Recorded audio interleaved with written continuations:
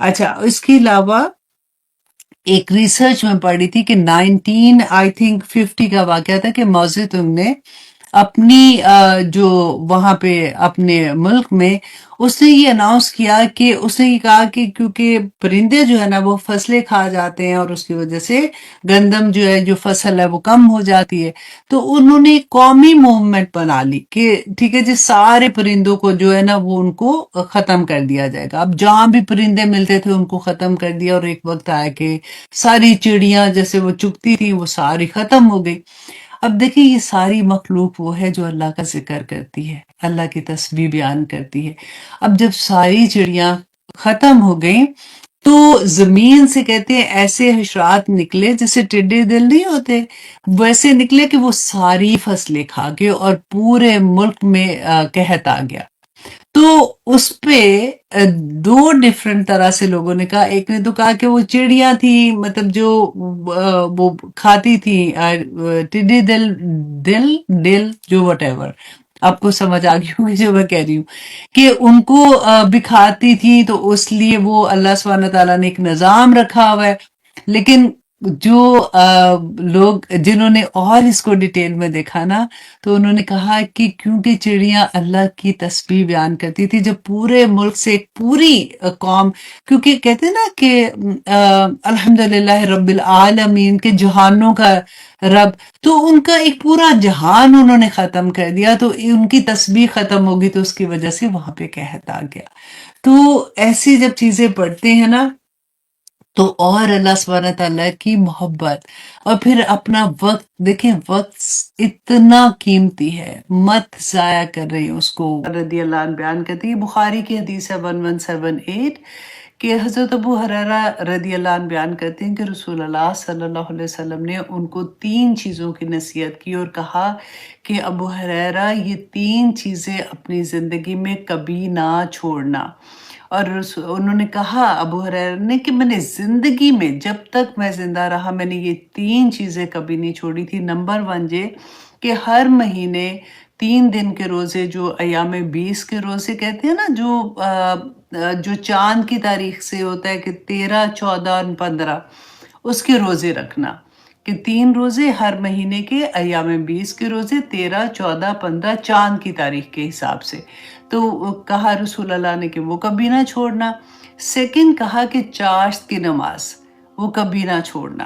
اور دیکھیں چاشت کی نماز کے بارے میں ہم نے کافی ڈیٹیل میں آلریڈی جانا بھی ہے۔ ہاں ایک کویسچن تھا اس کے بارے میں کہ اکثر ہم کہتے ہیں نا کہ چاشت کی نماز پڑھتے ہیں تو ہمارے جوڑوں کا صدقہ ہے، پھر ہم یہ بھی پڑھتے ہیں کہ رسول اللہ نے فرمایا کہ پورا حج اور پورے عمرے کا ثواب ہے۔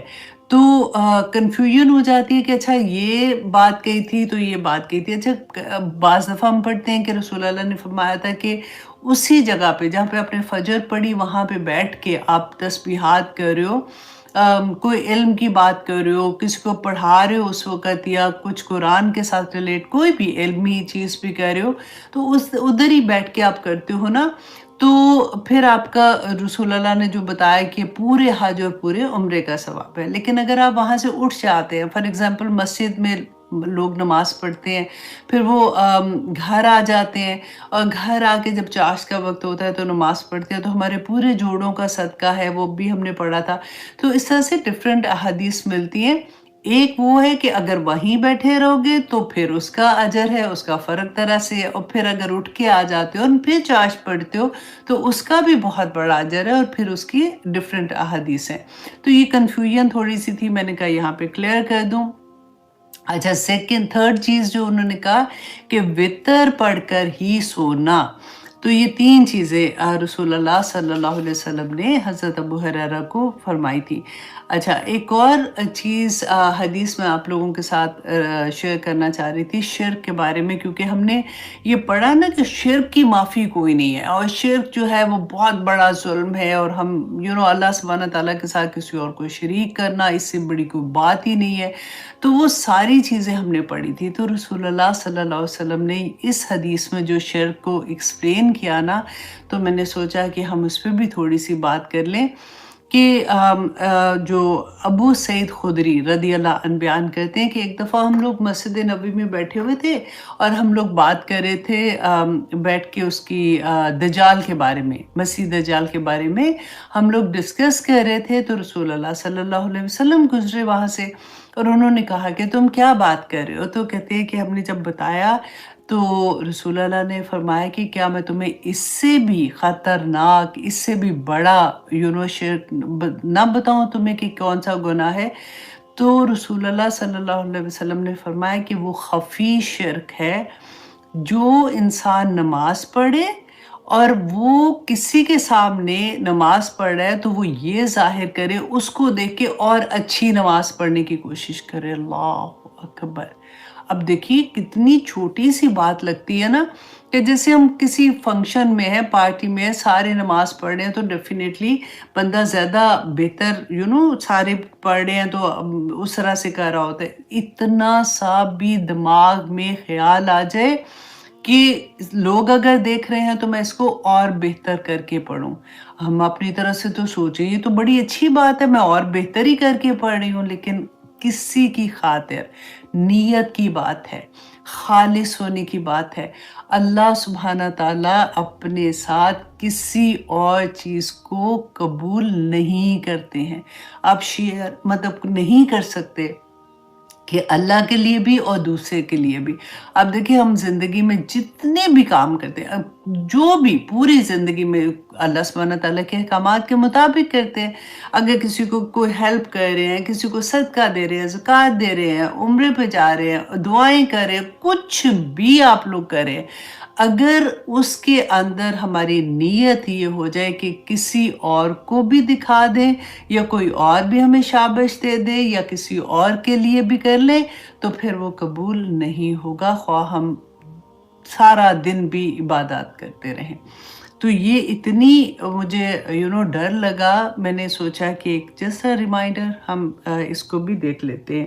اچھا جی، اب آتے ہیں ہم اپنی کلاس کی طرف۔ آج انشاءاللہ ہم سورۃ فیل کریں گے، چھوٹی سی سورہ ہے اور اتنی آج کے بعد نہ آپ لوگ جب بھی، کیونکہ ہر نماز میں آلموسٹ ہم پڑھتے ہیں چھوٹی چھوٹی صورتیں جو آ جاتی ہیں، تو آپ ایک ڈیفرنٹ اینگل سے اس کو پڑھیں گے اور پھر آپ کے دل میں جو چیز آئے گی نا اس کو پڑھتے ہوئے، وہ آپ کو بہت اچھا لگے گا انشاءاللہ۔ اعوذ باللہ من الشیطان الرجیم، بسم اللہ الرحمن الرحیم۔ الم تر کیف فعل ربک باصحاب الفیل، کہ کیا نہیں آپ نے دیکھا کہ کس طرح سے کیا آپ کے رب نے ہاتھی والوں کے ساتھ۔ تو اب یہ والی چیز جو ہم دیکھیں گے کہ یہ ہاتھی والے کون تھے، یہ ان کو کیا پرابلم تھی کہ یہ اللہ سبحانہ تعالیٰ کا گھر گرانا چاہتے تھے، کیونکہ ہم نے بہت دفعہ یہ سٹوری تو ریگولر سنتے ہیں نا کہ اچھا یہ ہوا تھا ایسا کہ ایک آئے تھے لوگ اور اپنی پوری آرمی لے کے آئے تھے، اللہ سبحانہ تعالیٰ نے آسمان سے وہ پرندے بھیجے تھے، انہوں نے پتھر برسائے تھے اور وہ پھر ساری جو آرمی تھی وہ ختم ہو گئی تھی، اللہ سبحانہ تعالیٰ نے اپنے گھر کو بچایا تھا ہاتھی والے جو آئے تھے۔ تو ہمیں یہ سٹوری اس لحاظ سے پتہ ہوتی ہے، لیکن آج ہم اس کو ڈیٹیل سے دیکھیں گے کہ ایکچولی کیا ہوا تھا، what was the reason کہ یہ جو ابرہہ تھا یہ کیوں خانہ کعبہ کو گرانا چاہتا تھا اور یہ اتنی ہیوج آرمی لے کے کیوں آیا تھا۔ تو اس چیز کو آج ہم دیکھیں گے رسول اللہ صلی اللہ علیہ وسلم کے زمانے سے پہلے، جب ان کے آباء و اجداد تھے، اس زمانے سے لے کے ہم انشاءاللہ رسول اللہ صلی اللہ علیہ وسلم پہ جب یہ سورہ نازل ہوئی تھی، کیونکہ جب یہ سورہ نازل ہوئی تھی نا مکہ میں، تو اس وقت تک بہت سے لوگ ابھی تک زندہ تھے جنہوں نے اپنی آنکھوں سے یہ واقعہ دیکھا تھا۔ کیوں؟ کیونکہ رسول اللہ صلی اللہ علیہ وسلم کے بارے میں یہ آتا ہے کہ ہسٹورین لکھتے ہیں کہ 55 ڈیز کے بعد رسول اللہ صلی اللہ علیہ وسلم پیدا ہوئے تھے۔ اس سال کو ایک نشانی کے طور پہ یاد رکھا جاتا ہے۔ اچھا، اگر جب رسول اللہ صلی اللہ علیہ وسلم پہ وحی نازل ہوئی تھی نا، there was like اگر اس لحاظ سے اگر دیکھا جائے تو 40 سال پہلے یہ واقعہ ہوا تھا۔ تو उस ज़माने में लोग उसको जानते थे 40 साल पहले। अब देखिए अभी कोरोना हुआ है, थोड़ी देर पहले की, कुछ सालों पहले की बात है, लेकिन सबको याद है ना, जो बच्चे उस ज़माने में पैदा हुए थे वो बड़े हो रहे हैं तो साथ-साथ वो स्टोरी सुनते आते हैं कि अच्छा कोरोना आया था, तो उस वक़्त ऐसे हुआ था, उस वक़्त ऐसे हुआ था, तो ये वाली चीज़ें पता होती हैं। अच्छा, अब अगर जमहूर उलमा हैं जो ये कहते हैं कि रसूलुल्लाह सल्लल्लाहु अलैहि वसल्लम 12 रबीउल अव्वल को पैदा हुए थे, तो उस लिहाज से अगर देखा जाए तो 40 साल ही बनते हैं ना, तो अगर अगर 55 डेज़ का हिसाब लगाते हैं तो मुहर्रम का ऑलमोस्ट आखिर टाइम आ जाता है कि जब ये वाक़या पेश आया था। अब यहाँ पे हमारे ज़हन में ये बात आती है, देखिए रसूलुल्लाह सल्लल्लाहु अलैहि वसल्लम का वसाल की डेट जो है ना वो तो कन्फर्म है, वो 12 रबीउल अव्वल है। 12 रबीउल अव्वल ही रसूलुल्लाह सल्लल्लाहु अलैहि वसल्लम की वसाल की डेट है। लेकिन जब वो पैदा हुए थे ना, उस ज़माने में कोई रिवाज नहीं था कि डेट को याद रखा जाता था। लोग जो इंसिडेंट होते थे ना, उससे रिलेट करते थे कि अच्छा उस ज़माने में ये हुआ था। अब देखिए कि हमारे भी जैसे हमारी उम्र से पहले हमारी अम्मियों का ज़माना जो था ना, अम्मी की भी डेट ऑफ बर्थ मुझे जहाँ तक पता होती थी ना, तो हम पूछते थे अम्मी आप कब पैदा हुई? तो वो एक सीज़न के हिसाब से कि अच्छा वो फसल कटने का सीज़न था, या सम टाइम किसी और से पूछते थे तो बारिशों का महीना था, सौन भादों का वो कहते थे महीना था। कोई कहता था कि अच्छा जब इंडिया पाकिस्तान सेपरेट हुआ था तो उस ज़माने में मैं इतने साल की थी। तो उससे अंदाज़ा लगाते थे कि मैं इतने साल की हूँ। तो ये तो बाद में जब आईडी कार्ड बनने शुरू हुए, शनाख्ती कार्ड जो बनते थे, और उस वक़्त भी एक हुआ कि एक कन्फर्म डेट पता चलती थी कि अच्छा ये डेट में फ़लाँ पैदा हुआ है, और फिर वो आहिस्ता-आहिस्ता जिस बर्थडे सेलिब्रेशन, और फिर सेलिब्रेशन की तरफ जब आए तो हर चीज़ को सेलिब्रेट करना शुरू किया और ये वो। तो ये फिर आहिस्ता-आहिस्ता चीज़ें अभी रिसेंटली हम देखते हैं इस तरह से। तो इस वजह से जो पैदा होने की डेट थी ना उसमें थोड़ा-सा फ़र्क आ जाता है। लेकिन अगर जमहूर उलमा को देखो तो फिर वो हमें 12 रबीउल अव्वल की डेट मिलती है। अच्छा, अब ये यहाँ पे हमने ये देखना है कि हमने बहुत दफ़ा ये भी पढ़ा कि रसूलुल्लाह सल्लल्लाहु अलैहि वसल्लम को कुरैश मक्का जो थे, जो मुशरिकीन मक्का थे, जब वो अल्लाह सुब्हानहू व तआला का पैगाम देते थे तो कहते थे ना कि अच्छा हम तो नहीं मान रहे, तो फिर अल्लाह सुब्हानहू व तआला को वो आसमान से पत्थर बरसाएँ, हमें भी पता चल जाए। तो ये क्यों कहते थे? ये इसी वजह से कहते थे क्योंकि दिनों के आमिल फील जो था, हाथियों वाला जो वाक़या हुआ था, उसमें अल्लाह सुब्हानहू व तआला ने अपना घर बचाने के लिए आसमान से पत्थर बरसाए थे। वो जो परिंदे आए थे उनके मुँह के चोंच के अंदर जो पत्थर थे, तो वो उस लिहाज से कहते थे जो अल्लाह सुब्हानहू व तआला ने सूरत अनफ़ाल में बयान किया।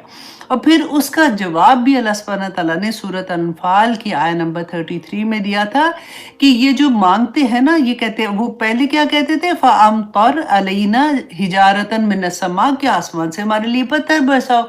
अल्लाह सुब्हानहू व तआला ने उनको जवाब दिया कि अल्लाह सुब्हानहू व तआला इसलिए उन पे अज़ाब नहीं लेके आते क्योंकि उनके अंदर रसूलुल्लाह सल्लल्लाहु अलैहि वसल्लम मौजूद हैं।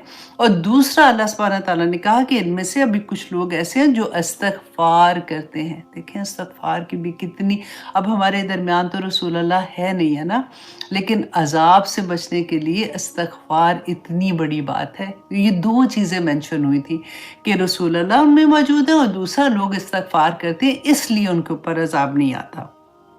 अच्छा, अब यहाँ से हम एक हिस्ट्री देखते हैं, हम वर्ल्ड व्यू देखेंगे उस वक़्त का, कि अरब में 3 हिस्सों में उसको डिवाइड किया जाता था उस ज़माने में। एक इराक का इलाका था और एक शाम का था। तो और बगदाद और दमिश्क जो एरिया था ना उसमें 600 किलोमीटर का फ़ासला था। अच्छा, और तीसरा कौन-सा एरिया होता था? Al Jazeera.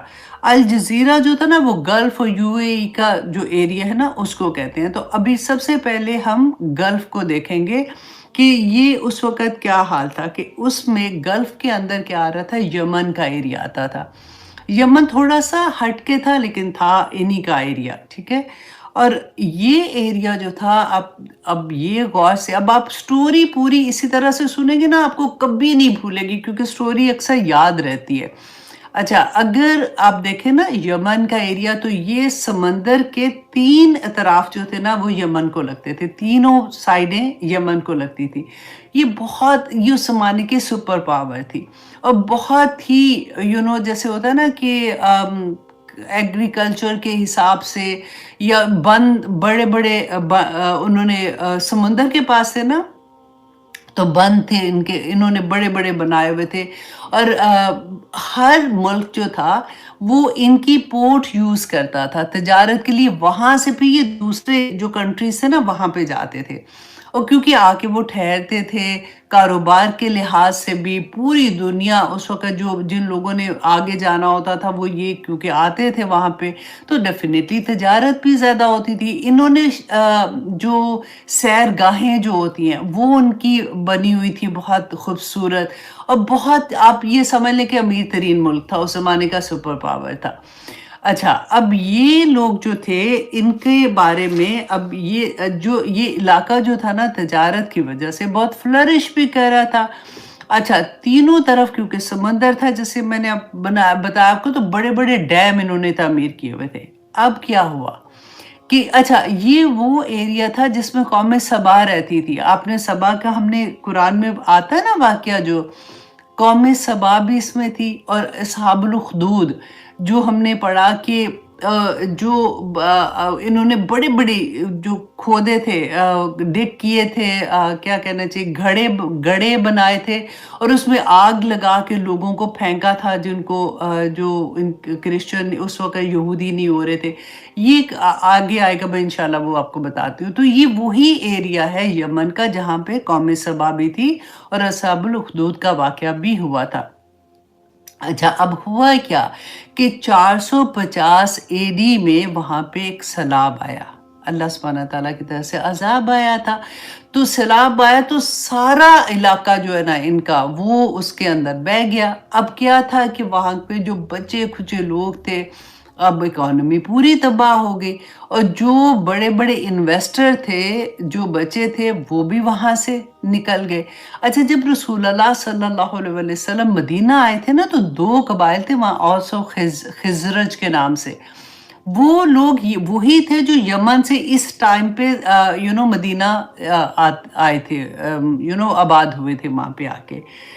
تو یہ علاقہ جو تھا اب تجارت کے لحاظ سے کمپلیٹلی کولیپس کر گیا، ٹھیک ہے۔ یہ اب یمن کا وہ والا ایریا ٹائم ہے جب 450 اے ڈی میں یہ واقعہ ہوا تھا۔ اب آپ آئیے دوسری طرف، اب مکہ میں اس وقت کیا حال تھا۔ اچھا رسول اللہ صلی اللہ علیہ وسلم کے آباء و اجداد میں سے قصی بن کلاب، یہ جو تھے نا، ان کا بہت بڑا ہاتھ تھا۔ انہوں نے اسماعیل علیہ السلام کی اولاد میں سے جتنے بھی لوگ تھے ان کو ایک جگہ پہ، کیونکہ ارد گرد کے ایریا ہوتے ہیں نا چھوٹے چھوٹے، ادھر بھی لوگ آباد ہو جاتے ہیں، تو انہوں نے ان سب کو مکہ میں دوبارہ سے ایک جگہ پہ اکٹھا کیا، ایک قبیلے کی صورت میں۔ اچھا قصی بن کلاب جو تھے نا، ان کے بیٹے تھے عبد مناف۔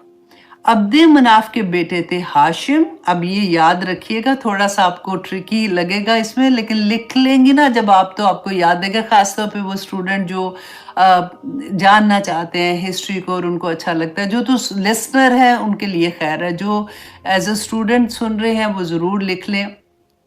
اچھا ہاشم جو تھے نا، ان کے بیٹے، ہاشم کے بیٹے سب سے پہلے کیا تھا، قصی بن کلاب۔ قصی بن کلاب کے بیٹے تھے عبد مناف، عبد مناف کے بیٹے تھے ہاشم، اور ہاشم کے بیٹے تھے عبد المطلب۔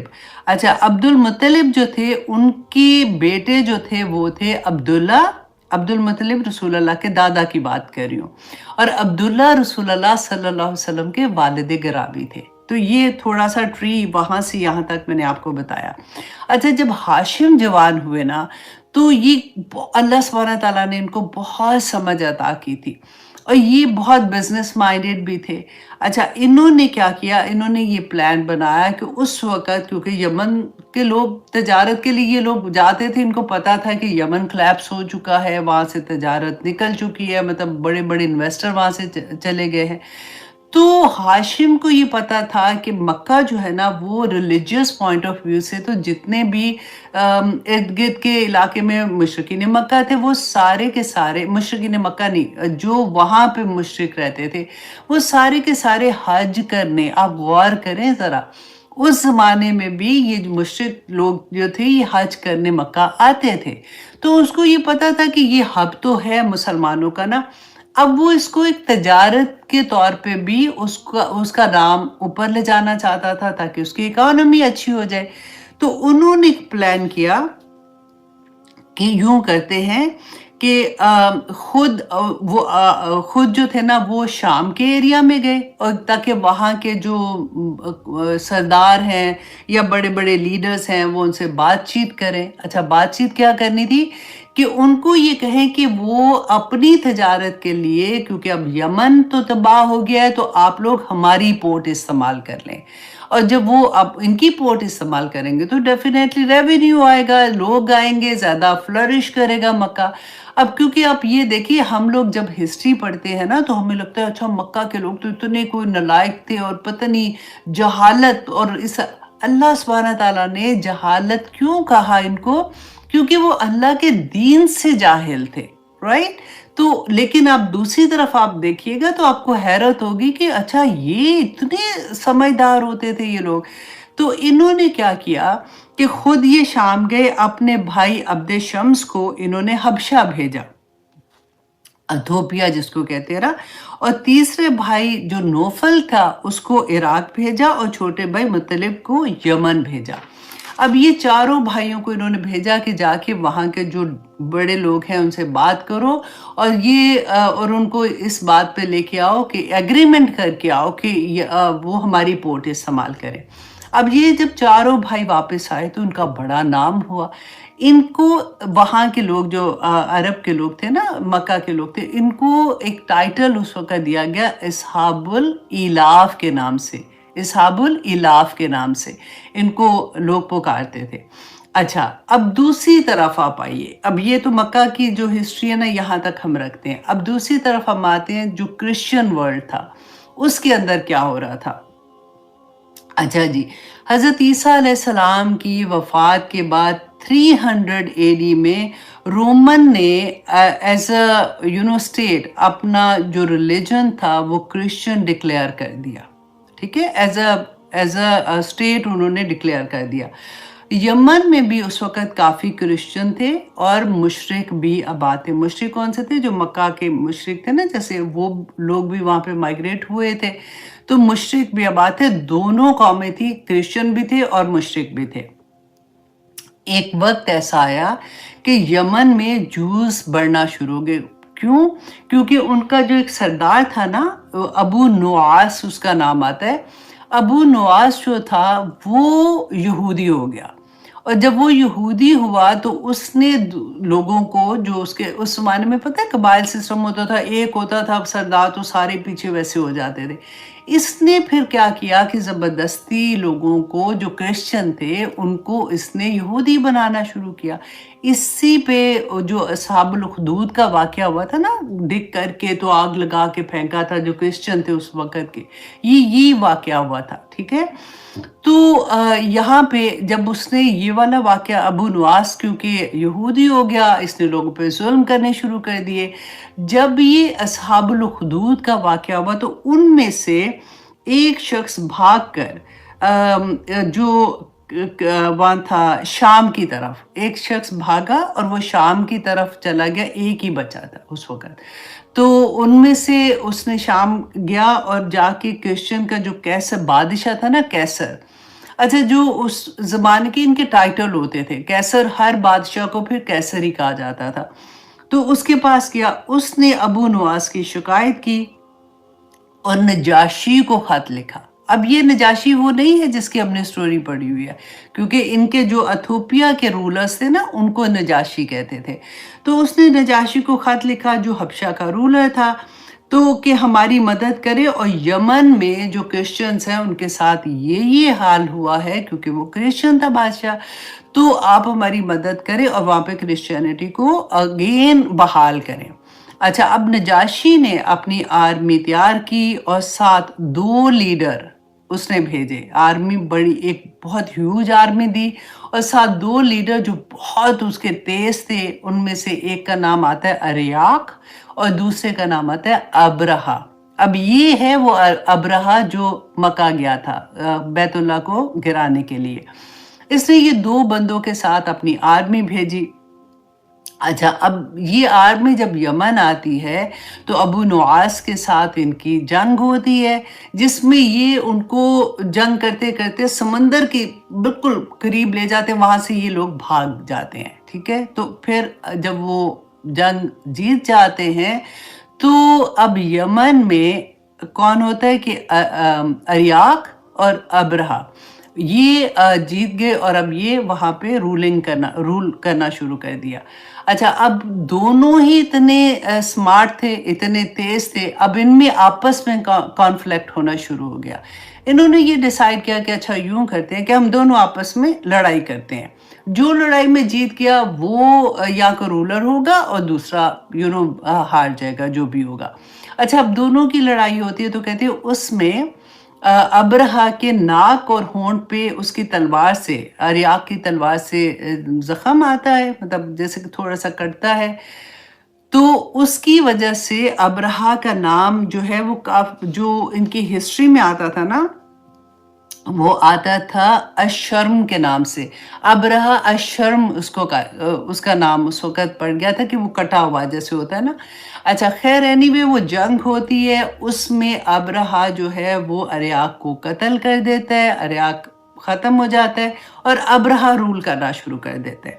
اب جب نجاشی کو اس بات کی خبر ملتی ہے تو اس کو بہت غصہ آتا ہے کہ یہ کیا ہوا، انہوں نے مجھ سے پوچھے بغیر یہ وہاں کا حکمران بن گیا. اس طرح سے نجاشی نے ابرہا کو خط لکھا کہ میں آ رہا ہوں یمن اور تم سب کے سامنے اپنی ناک جو ہے وہ زمین پہ رگڑو گے، مطلب زمین پہ اپنا چہرہ لگاؤ گے اور تم مجھے یہ ایشورٹی دو گے کہ تم جو ہو میرے ساتھ لوئل ہو. اب ابرہا بڑا تیز آدمی تھا. اس نے کیا کیا کہ 2 سیک منگوائے، جو بوریاں نہیں جیسے ہوتی. ایک کے اندر اس نے یمن کی مٹی بھری اور ایک میں اس نے اپنے ماتھے کے بال کاٹے اور اس نے وہ ڈالے اور ساتھ اس نے اور بھی سیک تیار کیے جس کے اندر اس نے ہیرے جواہرات سونا یہ وہ ڈال کے اس نے بھیج دیا اس کو، بادشاہ کو، نجاشی کو بھیج دیا اور اس کو کہا کہ بادشاہ سلامت، میں آپ کا فرما بردار ہوں، آپ کو اتنی دور آنے کی ضرورت نہیں ہے. میں نے آپ کو یمن کی مٹی بھی بھیج دی ہے اور آپ کو اپنے بال بھی دے دیے.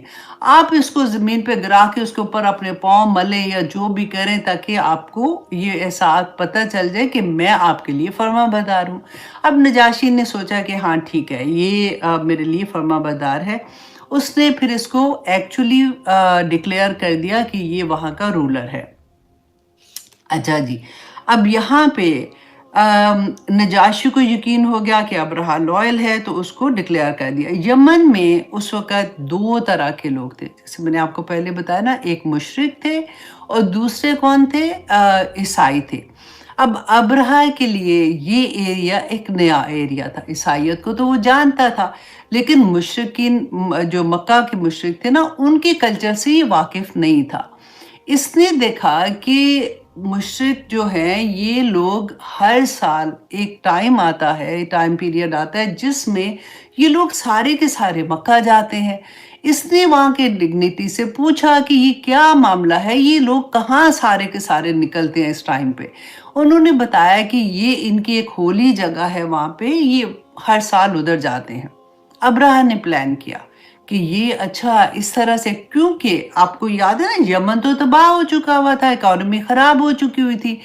اب ابرہا نے پلان کیا کہ میں اس کی اکانومی کو بہتر کرنے کے لیے کیا کرتا ہوں کہ میں ایک چرچ بناتا ہوں اور ہیوج چرچ بناتا ہوں اور جتنے بھی کرسچنس ہیں میں ان کو یہ کہوں گا، وہ امپریس ہو جائیں گے دیکھ کے تو ان کو کہیں گے کہ وہ بھی اسی طرح سے ہر سال ادھر آیا کریں گے، اس سے ہماری اکانومی بوسٹ کر جائے گی. اچھا، اب وہ چرچ بناتا ہے. اس میں کہتے ہیں ملکہ سبا کا جو تخت تھا نا، یاد ہے ہم نے پڑھا ہوا ہے ملکہ سبا کے تخت کے بارے میں، اس میں جو ہیرے جواہرات تھے اس نے وہ وہاں سے نکال لے، اور ہیوج خوبصورت ایک اس نے گرینڈ چرچ بنایا۔ اب چرچ بنا کے اس نے اناؤنس کیا کہ جو عیسائی ہیں سارے وہ ہر سال اس طرح سے آیا کریں۔ اب کیونکہ مکہ جو مشرک تھے وہ تو مکہ میں جاتے حضرت ابراہیم علیہ السلام کو فالو کرتے تھے، اور ان کا ریلیجیس فرق طرح سے تھی، محبت تھی اس بیت اللہ سے۔ اب کرسچن جو تھے وہ اس سے امپریس نہیں ہوئے، اور انہوں نے کہا کہ مطلب وہ ہر سال وہاں پہ کیوں آئیں گے؟ تو ابرہا کا پلان یہاں پہ ناکام ہو گیا۔ اب اس کو تو سخت غصہ آیا کہ میں نے اتنا، اس نے پیسہ لگا دیا، سب کچھ کیا، لیکن اس طرح سے وہ چیز نہیں ہوئی۔ اچھا، اس نے پھر دوسرا پلان کیا کہ اب یہ سیکنڈ اس نے یہ کہا کہ اس سال جو بھی یہ مشرکین مکہ جو ہیں یہ جب جائیں گے ادھر جو یمن میں رہنے والے، یہ حج کے زمانے میں بیت اللہ نہیں جائیں گے، وہ اپنا حج جو ہے، اب اس کو حج کا وہ نہیں پتا تھا نا، تو وہ اپنا حج جو ہے وہ اس چرچ میں کریں گے۔ اچھا، اس چرچ کا نام اس نے القلیس رکھا۔ القلیس اس چرچ کا نام تھا جو سنا شہر جو تھا نا وہاں پہ وہ بنا تھا۔ تو اس نے کہا کہ یہ ادھر حج کریں گے۔ تو وہ جو مشرکین تھے انہوں نے کہا کہ نہیں، ایسے تو ہم نہیں کر سکتے ہیں۔ اب یہاں پہ ابرہا کا پلان سیکنڈ بھی فلاپ ہوا۔ اب کیا ہوا کہ اس کو اتنا اس چیز پہ پہلے سے غصہ تھا، تو اسی دوران میں کیا ہوا کہ مشرکین جو تھے نا ان میں سے کچھ ینگ بچے تھے، وہ جیسے کہتے ہیں بون فائر کرتے ہیں کہ آگ جلا کے بیٹھ کے گپ شپ کر رہے ہیں رات کو۔ تو ہوا کیا کہ ہوا چلی۔ اب انہوں نے جان بوجھ کے نہیں کیا، ہوا چلی، اس سے کچھ چنگاریاں جو تھی وہ جو کلیس اس کی چرچ تھا اس کے اندر چلے گی، جس سے وہ کچھ جو حصہ ہے نا اس کا وہ برن ہو گیا۔ اچھا، اب جیسے ہی ابرہا کو پتہ چلا، اور اس کو جب یہ پتہ چلا کہ یہ مشرک بچے جو تھے وہ لوگ اکٹھے تھے، اس نے سوچا کہ یہ انہوں نے جان بوجھ کے کیا ہے، کیونکہ اسی دوران میں یہ ساری چیزیں ہو رہی تھی۔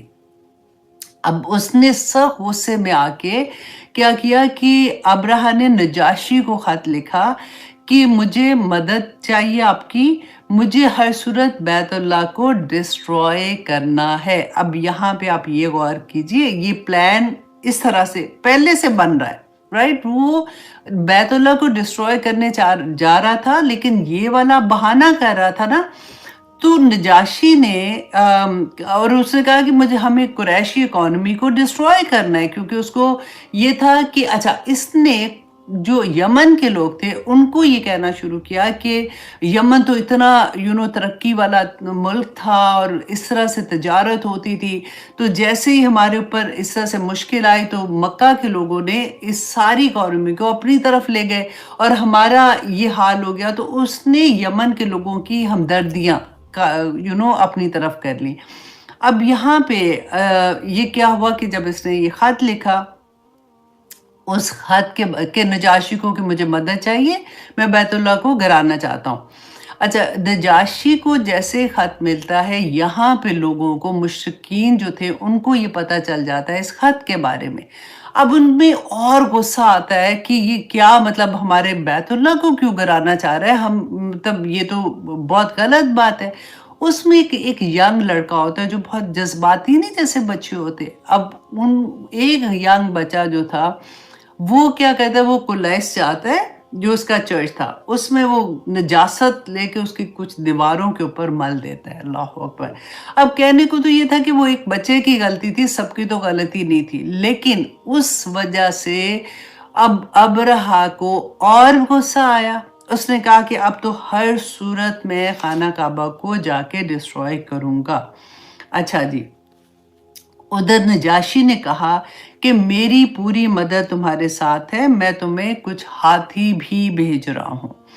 اب ہاتھیوں کی تعداد جو ہے نا کئی ڈیفرنٹ آتی ہے۔ اب ہسٹری اگر جب آپ پڑھتے ہیں نا ڈیفرنٹ تفسیر میں آپ دیکھتے ہیں تو کئی جگہ پہ 12 آتے ہیں اور کئی جگہ پہ 1000 کے قریب ہاتھیوں کا بھی ذکر آتا ہے۔ اب اس نے اب آرمی تو بھیجی، لیکن اس نے ہاتھی کیوں بھیجے؟ नंबर 1 ये कि अब्राहा ने उसको जो प्लान बताया था कि खाना काबा को चेन करना है, और हाथी क्योंकि इतने भारी होते ना, तो हाथियों को जब वो चलाएंगे डिफरेंट सिमत में, तो खाना काबा ब्रिक बाय ब्रिक गिर जाएगा। अब ये उसका प्लान था। अच्छा, सेकंड ये था कि मक्का के लोग जो थे ना, वो हाथियों से वाकिफ नहीं थे, वो तो ऊंट उनके पास होते थे। तो जब वो इतने बड़े बड़े हाथी देखेंगे तो वो और भी खौफजदा हो जाएंगे। अच्छा, ये अब क्या था कि ये अब्राहा जो है, ये यमन से, अब ये आर्मी आ जाती है, हाथी आ जाते हैं, अब ये यमन से मार्च करता है। ठीक है, अब यमन से मार्च किया तो यमन के बॉर्डर पे इसको एक कबीला था, उसका जो सरदार था ना, जू नफर के नाम से आता है।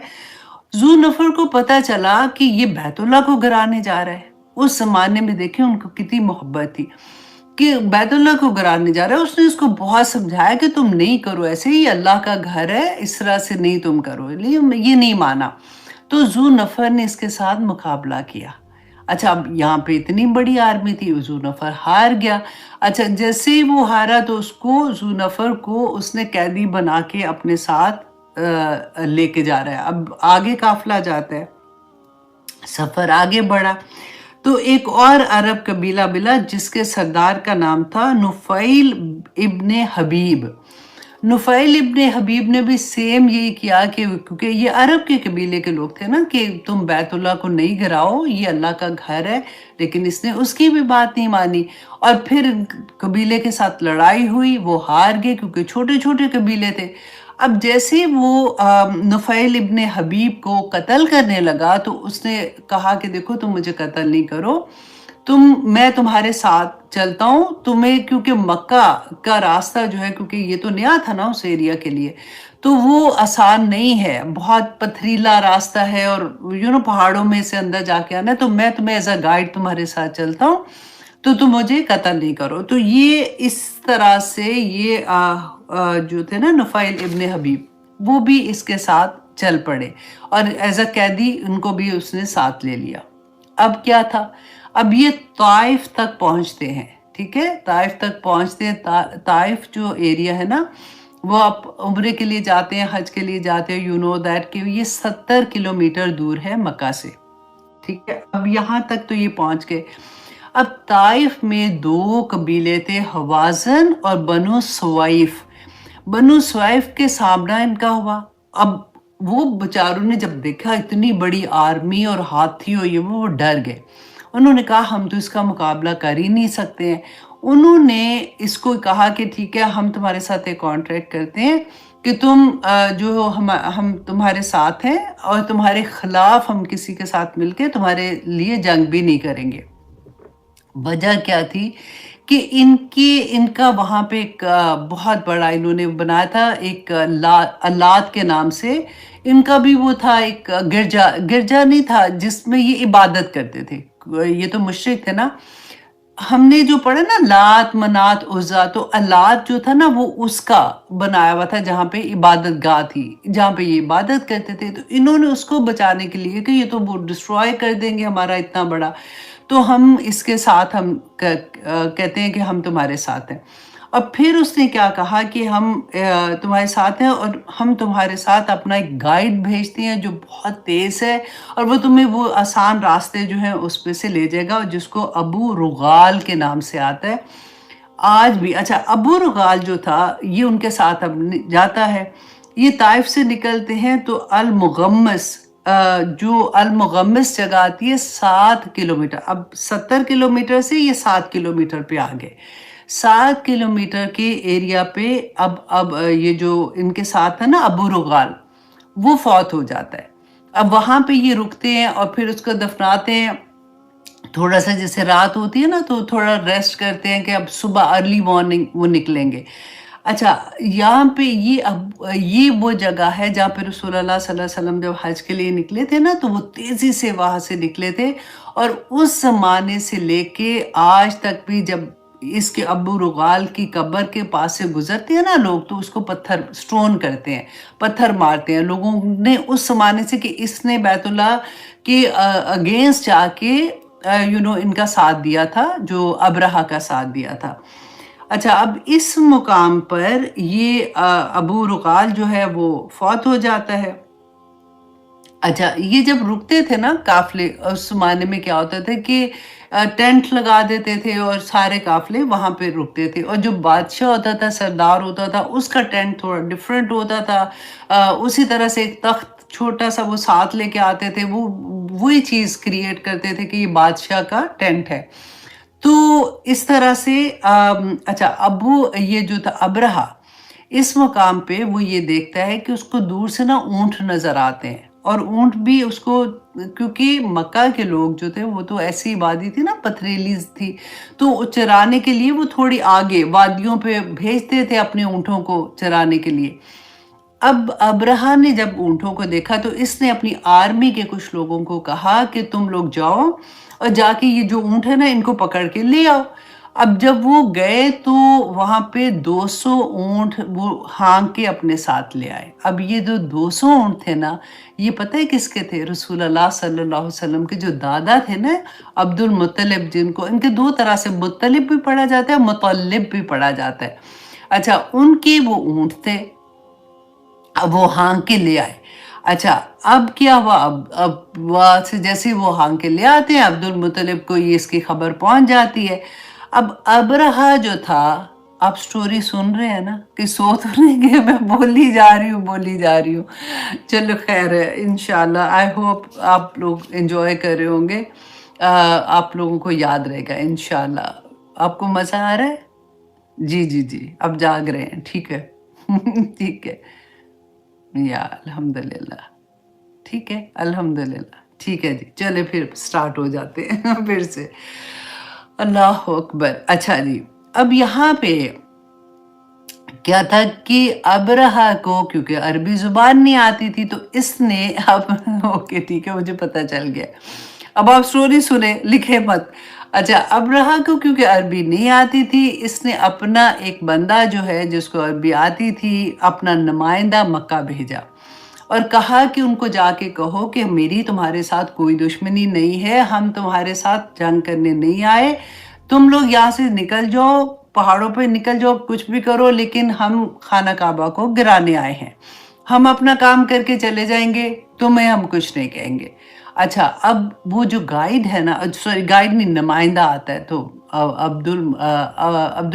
अबू मुतलिब जो थे, वो तो सरदार थे, उनको आके मिलता है, उनको आके बताता है इस तरह से।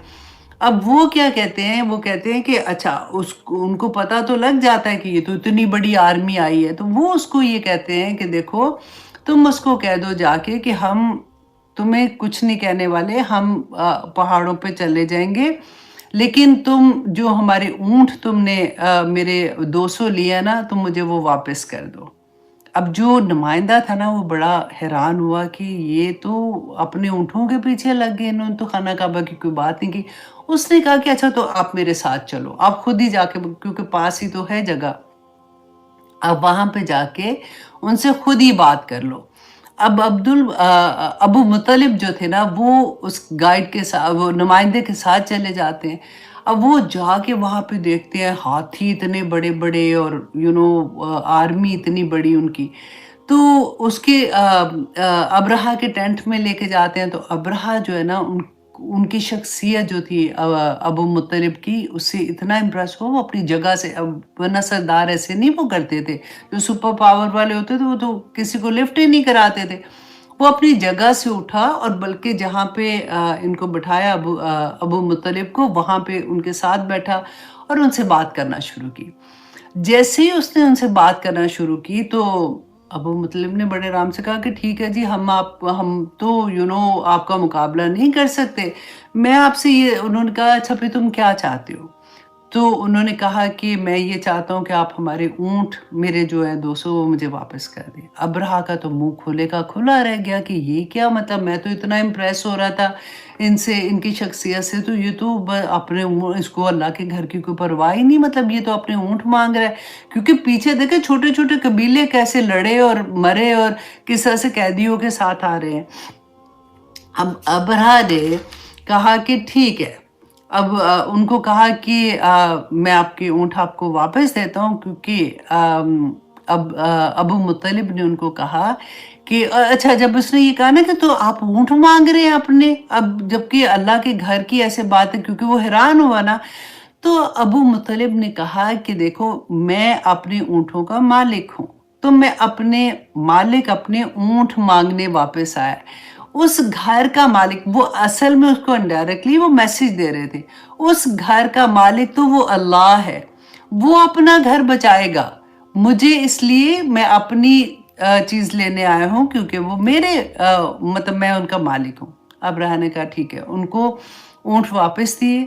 اب ابو مطلب جب واپس آتے ہیں تو لوگ بھاگے ان کے پاس آئے کہ کیا معاملہ ہوا تھا، تو انہوں نے کہا کہ تم لوگ اپنا اپنا سامان، جو بیسک سامان ہے لو، اپنی فیملی لو، سارے پہاڑوں کے اوپر چلے جاؤ، کیونکہ بہت ہیوج آرمی ہے جو تمہاری طرف آنے والی ہے۔ تو اچھا اب کیا ہوا کہ انہوں نے ابو مطلب نے چند سرداروں کو لیا اور خانہ کعبہ چلے گئے۔ خانہ کعبہ جا کر جو دروازہ تھا نا، اس کے اوپر ایک جیسے ہوتا نا راؤنڈ سا ایک کنڈا جس کو کہتے تھے، اس طرح سے اس زمانے میں ہوتا تھا، تو انہوں نے اس کو پکڑا اور اللہ سبحانہ تعالیٰ سے دعا کی، جو کہ اکثر جو تفسیر کی کتاب ہے نا، اس میں ان کی دعا بھی مینشن ہے کہ اللہ یہ آپ کا گھر ہے، اے اللہ آپ کی اجازت سے آنے والا ہی اس گھر میں آ سکتا ہے، آپ جسے آنے کی اجازت دیتے ہیں صرف وہی آ سکتا ہے، اے اللہ ان کے پلان کو اپنے پلان پر حاوی نہیں کرنا، اے اللہ آپ کے علاوہ کسی سے ہمیں امید نہیں ہے، اے اللہ اس گھر کا دشمن آپ کا دشمن ہے، اے اللہ اپنے گھر کو تباہ ہونے سے بچا لیں۔ پھر تاریخ کی کتابوں میں یہ آتا ہے کہ اس کے بعد ابو مطلب اور وہ جو ساتھی تھے وہ بھی پہاڑ کے اوپر چلے گئے۔ اچھا جی، اب کیا تھا کہ ابرہہ کو المغمس میں، یہ جہاں پہ رکا ہے نا، المغمس میں یہ پتہ چل گیا کہ سب لوگ پہاڑوں کے اوپر چلے گئے ہیں۔ اب اس کو لگا یہ تو بہت آسان ہے، اب تو آرام سے جاؤں گا اور میں جس مقصد کے لیے آیا ہوں اس کو وہ پورا کر دوں گا، صبح صبح ہم لوگ نکلیں گے۔ اب کیا ہوا کہ نفیل بن ابن حبیب جو تھے نا، انہوں نے کیا کیا کہ وہ نکلے، کیونکہ ہاتھی ادھر ہی تھے، تو ان کا جو ہاتھی ساتھ آئے تھے نا، ان کا بھی ایک سردار ہاتھی ابرہہ کے ساتھ آیا تھا، جس کا نام محمود آتا ہے، کیونکہ اس زمانے میں بھی نا انہوں نے نام رکھے ہوتے تھے، پھر اسی طرح سے وہ ان کی پوری نسلوں کے نام یاد کرتے تھے کہ محمود کا باپ کون تھا تو محمود کے بچے کون تھے، تو اس طرح سے نسلوں کے ان کے نام یاد ہوتے تھے ان لوگوں کو۔ اچھا، اس نے محمود جو تھا وہ ہاتھیوں کا سردار تھا، تو جو نفیل بن ابن حبیب جو تھے نا، نفیل ابن حبیب، سوری میں تیزی سے بولتی ہوں تو وہ ابن کاٹ رہی تھی۔ اچھا، اس نے کیا کیا کہ جو محمود تھا اس کے کان میں جا کے وسپر کیا کہ محمود بیٹھ جاؤ، یا یہیں سے واپس لوٹ جاؤ جہاں سے تم آئے ہو، کیونکہ تم اللہ کے محترم شہر میں داخل ہونے والے ہو۔ اب نوائفل جو تھا نا، وہ اس مقام سے بھاگنے میں کامیاب ہو گیا، اور ابرہہ نے اتنی پرواہ نہیں کی، کیونکہ اس کو اب پتا تھا کہ اب تو ہم پہنچ گئے ہیں، میں اپنا جس مقصد کے لیے آیا ہوں اس میں کامیاب ہو جاؤں گا۔ تو یہ پھر وہاں پہ مکہ پہنچا تو یہ بھی پہاڑ کے اوپر ان لوگوں کے پاس چلا گیا۔ اچھا جی، اب پہاڑ پر چلے گئے جہاں پہ قریش کے لوگوں نے پناہ لی تھی۔ اب یہاں پہ آپ دیکھیے وادی محصر، محصر ہا اور سواد کے ساتھ ہے، میم ہا سواد را، وادی محصر میں تک یہ فوج پہنچی۔ یہ وہی جگہ ہے جہاں پر رسول اللہ صلی اللہ علیہ وسلم حج کے سفر کے دوران تیزی سے گزرتے تھے، کیونکہ یہاں اس مقام پر اللہ سبحانہ تعالیٰ نے جو سزا کا آغاز ہوا تھا وہ اسی مقام سے ہوا تھا۔ اچھا، اب یہاں پہ آپ دیکھیے کہ ہاتھی جو تھے نا، انہوں نے آگے جانے سے انکار کر دیا وادی محصر میں، کہتے محمود بیٹھا، باقی سارے ہاتھی، کیونکہ وہ سردار تھا، وہ باقی سارے ہاتھی بھی بیٹھ گئے۔ اب لوگوں نے بڑی کوشش کی، آرمی اس کی تھے، ابرہہ نے کہا کہ ان کو چین کرو اور ان کو اٹھاؤ زبردستی۔ اچھا، جب وہ اٹھاتے تھے سارے ہاتھی ساتھ اٹھ جاتے تھے، اور جیسے ان کا منہ یمن کی طرف کرتے تھے تو وہ چلنا شروع ہو جاتے تھے، جیسے مکہ کی طرف کرتے تھے پھر وہاں نیل ڈاؤن ہو جاتے تھے، بیٹھ جاتے تھے۔ اب ان فوج کو سمجھ نہیں آ رہی تھی کیا کریں۔ اب کہتے کچھ دیر کے بعد انہوں نے دیکھا کہ محمود اٹھا، اس نے اپنا منہ یمن کی طرف کیا اور بھاگنا شروع کیا، اور جیسے محمود بڑا ہاتھی جو ان کا سردار تھا وہ بھاگا، پیچھے سارے ہاتھی بھاگنے شروع ہو گئے اور وہ یمن کی طرف بھاگ رہے ہیں۔ اب ابرہا کو یہ تھا کہ کوئی بات نہیں، اس کی بھی پرواہ نہیں تھی، کیونکہ اس کو تو سمجھ آ گئی تھی کہ یہ پہاڑ پہ چلے گئے، ہم نے جانا ہے اور جا کے ہم نے جو کعبہ ہے اس کو گرا دینا ہے۔ اچھا جی، اب یہاں پہ آگے جب سٹوری شروع ہوتی ہے تو ہسٹورین لکھتے ہیں کہ اس وقت محمود نے یمن کی طرف رخ کر لیا، دوڑنا شروع کیا، اور سارے ہاتھی وہاں سے چلے گئے، ٹھیک ہے۔ اب کیا تھا کہ اسی وقت کہ ابرہا کی فوج نے دیکھا کہ ایک بادل، بلیک کلر کا بادل ان کو نظر آیا، کہ بادل تیزی سے ان کی طرف آ رہا ہے۔ وہ بادل اصل میں چھوٹے چھوٹے پرندوں کے جھنڈ تھے۔ ہم پڑھتے ہیں نا قیامت کے دن، یہ تو عذاب کے لیے آ رہے تھے نا، کہ قیامت کے دن جو مومن ہیں، جو قرآن پڑھنے والے ہیں، اللہ کے احکامات ماننے والے ہیں، تو قیامت کے دن جھنڈ سورۃ البقرہ کے لیے آتا ہے نا، تو وہ پرندوں کے جھنڈ کی طرح ان پہ سایہ کریں گے تاکہ ان کو گرمی نہیں لگے، سورج کیونکہ اتنا نزدیک ہوگا۔ اسی طرح سے انہوں نے دیکھا کہ پرندوں کے جھنڈ آ رہے ہیں ان کی طرف، اور یہ آتے آتے انہوں نے فوراً، ان کو ملینز آف ملینز برڈز تھے، اور ان کی پوری آرمی کو انہوں نے جیسے وہ کر دیا، ان کے ارد گرد آ گئے۔ ابن عباس کہتے ہیں کہ یہ ایسے پرندے تھے جو انہوں نے پہلے نہیں دیکھے تھے، کیونکہ یہ تو پہاڑوں کے اوپر تھے نا، تو یہ دیکھ رہے تھے کہ پہلے نہیں دیکھے تھے۔ کہتے ہیں کہ یہ شکاری والے جیسے ہوتے نا اس طرح کے، اور پھر ان کے چہرے جو تھے وہ گھوڑے کی شکل کے تھے۔ تو کہتے ہیں کہ یہ پرندے جو تھے نا، یہ ان کی تین تین پتھر تھے، ایک چونچ میں تھا، ایک پنجے میں، ایک پنجے میں تھا، اور یہ پتھر جو تھے یہ دال کے دانے سے بھی چھوٹے تھے، اور سجیل کا لفظ آتا ہے نا، تو یہ دوزخ کے بیسیکلی جیسے کہتے ہیں نا گندک کا ہوتا ہے کہ وہ پھٹ جاتی ایک دم سے آگ لگا دیتے، اس سے یہ دوزخ کے سجیل کے وہ پتھر تھے جو ان کے چونچوں میں تھے اور پنجوں میں تھے۔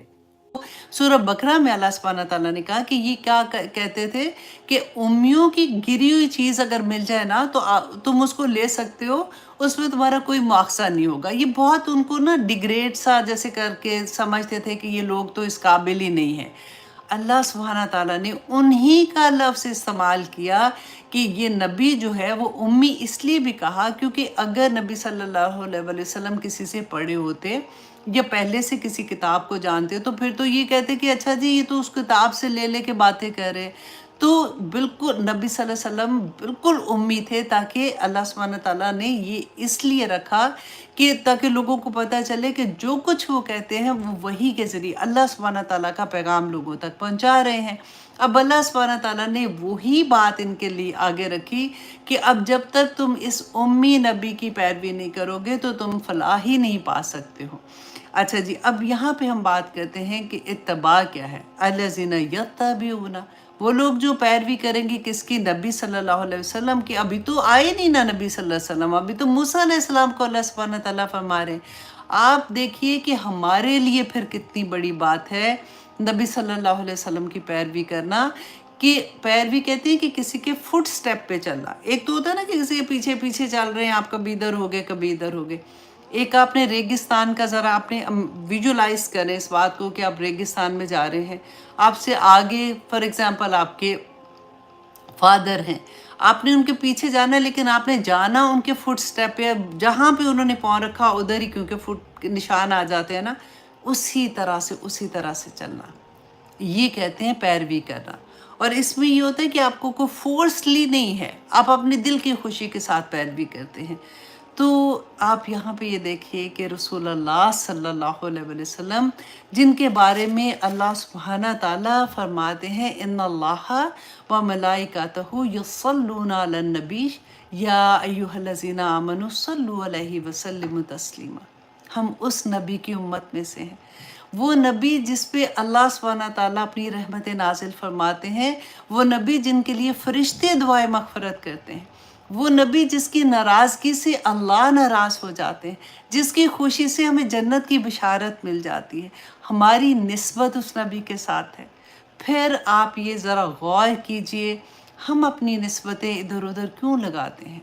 ہم کیوں اپنے آپ کو اس طرح سے کر لیتے ہیں کہ ہم اس کے آپ کون ہیں، آپ کا مسلک کیا ہے، آپ وہابی ہیں کہ آپ سنی ہیں تو آپ ہری بگڑی والے ہیں، کہ کیا ہے سارا کچھ؟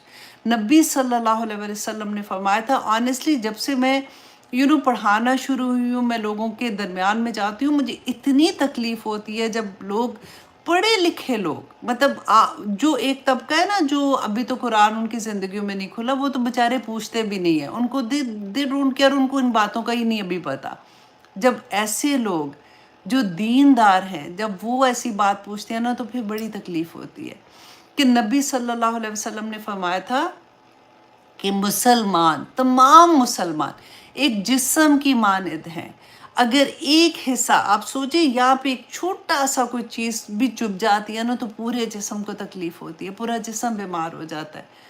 تو ہم کتنے آرام سے فتوے دینے شروع ہو جاتے ہیں، وہ بھی کافر، وہ بھی کافر، وہ بھی کافر، ہم مسلمان ہو کے ایسی بات کرتے ہیں۔ نبی صلی اللہ علیہ وسلم کی اتباع کیا ہے؟ آج اللہ سبحانہ تعالیٰ سے دعا کریں کہ ہمیں اس بات کی سمجھ آ جائے کہ ہمارا نبی ایک، ہمارا اللہ ایک، ہمارا دین ایک۔ ہم کیا کہنے والے ہیں؟ رضیت باللہ ربم و بالاسلام دینم و بمحمد نبیہ کہنے والے۔ پھر ہم ایسی باتیں کریں، اتنی بڑی بڑی بات کہہ کے، اور پھر اس کے بعد ہم سوچیں، مجھے ایک بات یاد آ رہی ہے کسی کی، کہ ان کا آخری وقت تھا، تو کہتے ہیں کہ وہ بہت رو رہے تھے، تو ان کی فیملی ان کے ساتھ تھی، انہوں نے کہا کہ آپ کیوں اتنا پریشان ہیں، آپ بوڑھے ہو چکے ہوئے تھے کافی، آپ نے ساری زندگی دین کی خدمت کی ہے، اب اللہ سبحانہ تعالیٰ سے ملنے کا وقت ہے، آپ آپ اتنے پریشان نہیں ہوں۔ تو انہوں نے کہا کہ نہیں، میں نے کہاں دین کی خدمت کی ہے، میں نے تو اپنے فرقے کی خدمت کی ہے، میں نے تو یہ ساری عمر کرتا رہا کہ میرا فرقہ ٹھیک ہے اور باقی فرقے غلط ہیں، میں نے اسلام کی خدمت نہیں کی ہے۔ اللہ سبحانہ تعالیٰ ہمیں وسعت عطا کرے، ہمارے اندر محبت دے آپس میں، تاکہ میں ہمیشہ یہ کہتی ہوں کہ ایک انسان کو مسلمان کر کے دیکھو، پھر یہ اتنی بڑی بات کہنا۔ ہم لوگ تو باہر رہتے ہیں نا، ہمارے اراؤنڈ کرسچنز بھی ہیں، یہودی بھی ہیں، انڈیا کے بھی لوگ ہیں، ساری ہر طرح کے لوگ ہیں، کمیونٹیز ہیں، ان کو میں سے ایک بندے کو ہم مسلمان نہیں کر سکتے ہیں۔ ہم اتنی آرام سے جو مسلمان ہیں نا، انہی کو بھگانے کے چکر میں ہوتے ہیں کہ اس کو بھی اتنا جج کرنا شروع ہو جاتے ہیں۔ اللہ سبحانہ تعالیٰ ہم پہ اپنا رحم کر دے۔ اللہ اکبر۔ خیر، اتباع کی بات کر رہے تھے کہ رسول اللہ صلی اللہ علیہ وسلم کی اتباع جو ہے وہ کیا ہے، کہ رسول اللہ صلی اللہ علیہ وسلم نے فرمایا کہ میری امت کے سب لوگ جنت میں جائیں گے سوائے اس شخص کے جس نے انکار کیا۔ تو صحابہ نے عرض کیا کہ انکار کس نے کیا؟ تو رسول اللہ صلی اللہ علیہ وسلم نے فرمایا کہ جس نے میری اطاعت کی وہ جنت میں جائے گا، اور جس نے میری نافرمانی کی اس نے انکار کیا۔ آج آپ دیکھیے کہ حدیث کے بارے میں ایک سب سے بڑا فتنہ آج کل جو ینگسٹر ہیں ان میں تو اتنا زیادہ آ گیا ہے کہ وہ اتنی بڑی بڑی بات کہہ دیتے ہیں آرام سے، کہ حدیث تو 300 سال بعد لکھی گئی ہے، تو اس پہ وہ بلیو ہی نہیں کر رہے ہیں۔ وہ کہتے ہیں صرف جو قرآن میں لکھا ہے چلے، میں کیا اتنی تکلیف ہوتی ہے ایسی بات بھی کرتے ہوئے، کہ آگے ہم لوگ کس رخ جا رہے ہیں۔ اب ایک اور، پہلے میں آپ کے ساتھ حدیث شیئر کر دوں، پھر میں اس پہ بھی آتی ہوں، کہ رسول اللہ صلی اللہ علیہ وسلم نے فرمایا کہ آپ صلی اللہ علیہ وسلم کی اطاعت نہ کرنے والے کے بارے میں اللہ سبحانہ تعالیٰ نے اپنی ذات کی قسم کھا کر ارشاد فرمایا کہ ایسے لوگ کبھی مومن نہیں ہو سکتے۔ سورۃ النساء کی آیت نمبر 65 میں اللہ سبحانہ تعالیٰ فرماتے ہیں، اے محمد صلی اللہ علیہ وسلم، تمہارے رب کی قسم، تم لوگ کبھی مومن نہیں ہو سکتے جب تک کہ اپنے باہمی اختلاف میں تمہیں فیصلہ کرنے والا نہ مان لیں۔ نبی صلی اللہ علیہ وسلم جو فیصلہ کریں گے وہ فائنل فیصلہ ہے، اس کے بعد آپ اپنی مرضی کے فیصلے نہیں کر سکتے۔ آج ہمارے پاس وہ سارے فیصلے موجود ہیں نا، کس صورت میں ہے؟ حدیث کی صورت میں ہے۔ آج اگر ہم حدیث کو ہی نہیں مانیں گے تو پھر ہم فیصلے کہاں سے دیکھیں گے؟ اب دیکھیے کہ سورۃ النساء کی آیت نمبر 69 میں اللہ سبحانہ تعالیٰ فرماتے ہیں کہ جو لوگ اللہ اور اس کے رسول کی اطاعت کریں گے وہ ان لوگوں کے ساتھ ہوں گے جن پر اللہ نے انعام کیا، یعنی انبیاء، شہداء، صدیقین اور صالحین۔ اور اللہ سبحانہ تعالیٰ فرماتے ہیں کہ کیسے اچھے ہیں یہ رفیق جو کسی کو میسر آ جائے۔ تو یہ ساری کی ساری بات جو ہے نا، یہ اتباع کے ارد گرد گھوم رہی ہے۔ آپ لوگوں نے یہ غور کرنا ہے کہ ہماری زندگیاں جو ہے نا، نبی صلی اللہ علیہ وسلم تو چلتا پھرتا قرآن تھے، تو اللہ سبحانہ تعالیٰ نے جو احکامات دیے، اگر ہم قرآن پڑھتے ہیں تو جب عمل کی طرف آتے ہیں تو ہم نبی صلی اللہ علیہ وسلم کی زندگی دیکھتے ہیں۔ ہماری زندگیوں میں خوشیاں کیسے سیلیبریٹ ہونی ہے، ہماری زندگیوں میں غمیاں کیسے ہوں گی، اس وقت ہم نے کیا کرنا ہے، ہمارا لین دین کیسا ہوگا، ہمارے حقوق و فرائض کی جو چیزیں ہیں وہ کیسی ہوں گی، یہ ساری کی ساری تو بینہ ہے۔ یہ ساری کی ساری نبی صلی اللہ علیہ وسلم کی سنت سے ثابت ہے۔ ہمارے وہ نبی جس نے ہمیں یہاں تک بتا دیا کہ پانی کیسے تم نے پینا ہے، اور اس سے پہلے تم نے کون سی دعا پڑھنی ہے، تم نے بیٹھنا کیسے، کھڑے ہونا کیسے، یہاں تک کہ باتھ روم میں جانے کی دعا بھی سکھا دی۔ تو پھر ہم یہ سوچے کہ ہم اپنی مرضی سے کوئی کام کر لیں تو کیسے کریں گے؟ اتباع کیا ہے؟ نبی صلی اللہ علیہ وسلم کے فٹ سٹیپ پہ چلنا۔ اور دیکھیے سنت جو ہے نا، وہ ایک تو وہ ہے کہ جو قولی ہے، جو نبی صلی اللہ علیہ وسلم نے فرمایا کہ ایسے ہے، ایسے جو ابھی ہم پڑھتے ہیں۔ ایک سنت وہ ہے جو نبی صلی اللہ علیہ وسلم کے عمل سے تھی، جو عمل انہوں نے کیے وہ نبی صلی اللہ علیہ وسلم کی سنت تھی۔ اور ایک سنت ہوتی ہے جس کو ہم کہتے ہیں سنت تقریری سنت ہے، جس پہ نبی صلی اللہ علیہ وسلم نے کوئی آگے سے آنسر نہیں کیا، انہوں نے بیسیکلی منع نہیں کیا، اور کچھ ایسی بات کہ نبی صلی اللہ علیہ وسلم مسکرا دیے کہ اس میں اوکے ہو گیا۔ تو اس طرح سے سنت کے بھی ڈیفرنٹ لیولز پہ بھی ہم بات کریں گے انشاءاللہ جہاں پہ آئے گی۔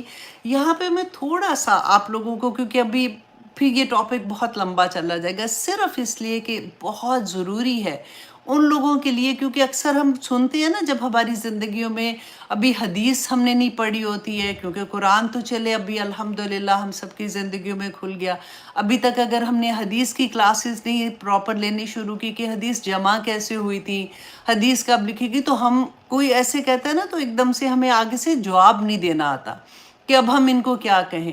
تو دیکھیے کہ حدیث کے بارے میں کہ ایک جو غلط فہمی ہے اس کا ازالہ کیسے، کہ حضرت انس رضی اللہ عنہ کہتے ہیں کہ میں نے خود رسول اللہ صلی اللہ علیہ وسلم سے احادیث سنی اور لکھی۔ دیکھیے یہ حضرت انس کو فرما رہے ہیں رسول اللہ صلی اللہ علیہ وسلم کی زندگی میں، کہ رسول اللہ صلی اللہ علیہ وسلم سے سنی اور لکھی، اور رسول اللہ صلی اللہ علیہ وسلم کو سنا کر ان کی تصدیق کی، کہ اب ان کی زندگی میں انہیں سنایا اور ان کی تصدیق کی۔ اور حضرت عبداللہ بن عباس رضی اللہ عنہ فرماتے ہیں کہ ان کے پاس احادیث پر مشتمل کئی کتابیں تھیں۔ ترمذی میں ہے کہ جب عبداللہ رضی اللہ عنہ فوت ہوئے تو ان کے پاس ایک اونٹ کے بوجھ کے برابر کتابیں تھیں لکھی ہوئی، اتنی احادیث۔ ایسے نہیں تھا کہ 300 سال کے بعد یا 200 سال کے بعد اچانک لوگوں کو احساس ہوا، تابعین کو احساس ہوا اور انہوں نے لوگوں سے پوچھنا شروع کر دیا کہ اچھا تمہیں کوئی حدیث آتی ہے، تمہیں کوئی حدیث آتی ہے، تو حدیث لکھنی شروع کر دی۔ حدیثیں پہلے سے موجود تھی، ان کو کتاب کی شکل دی گئی تھی، باقاعدہ کتاب کی جو شکل ہے نا، بالکل اسی طرح سے جیسے قرآن آج جو میں اور آپ قرآن دیکھتے ہیں نا، یہ تو حضرت ابو بکر صدیق کے زمانے میں